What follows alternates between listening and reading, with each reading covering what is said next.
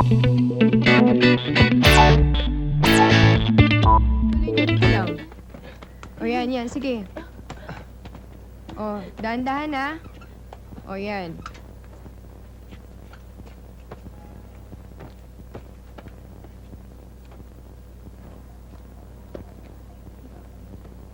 Napakahina ng katawan ng batang ito.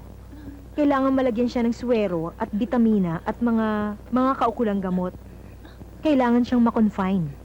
Paano po yan, doktora? Wala po kaming perang panggastos. Akong bahala. Doktora, sasagutin ko lahat ng gastos.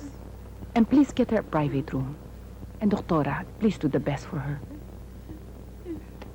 Tala, anak. Wala nang malalait sa'yo dito.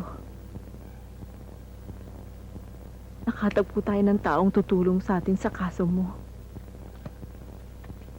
Ano bang pangalan niya? Ada po. Ada? Huwag ka mag-alala. Akong bahala sa'yo. Kawawa naman siya, Saldi. Ang maming bahala. Ako, tanghali na. Mami, babalik na kami school. Mauna na kami.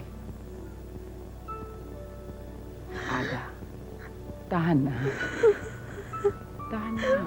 Dito ka lang muna. Dito ka magpapahinga.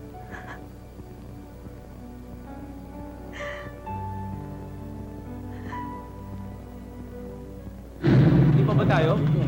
Kailangan mahuli natin si Ramon. Sandali lang, mga kasama. Tukoy ko na ang ubod pinagkatago ni Ramon. Malapit na tayo. Kailangan lang ng konting ingat. Baka makatakas pa. Ayun na. Tara.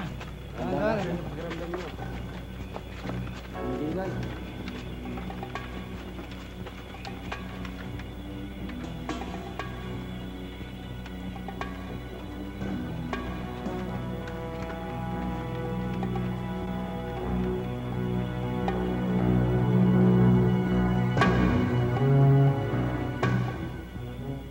Nakuha ko na mga detalye ng kaso mo. Nag-issue na rin ako ng warrant of arrest kay Ramon Ramos. Kailangan magpalakas ka na lang. Yung katawan mo at gumaling ka kaagad. Kailangan lakasan mo din ang loob mo. Ipakukulong ko ang lumapastangan sa'yo. Pag alis mo dito sa ospital, sa akin ka natitira. Pumayag na ang inait-itay mo na ampunin kita. Tutal, wala naman akong sariling anak na babae eh. Sa ganitong paraan, pati itong baby mo, mabibigyan ko ng magandang kinabukasan.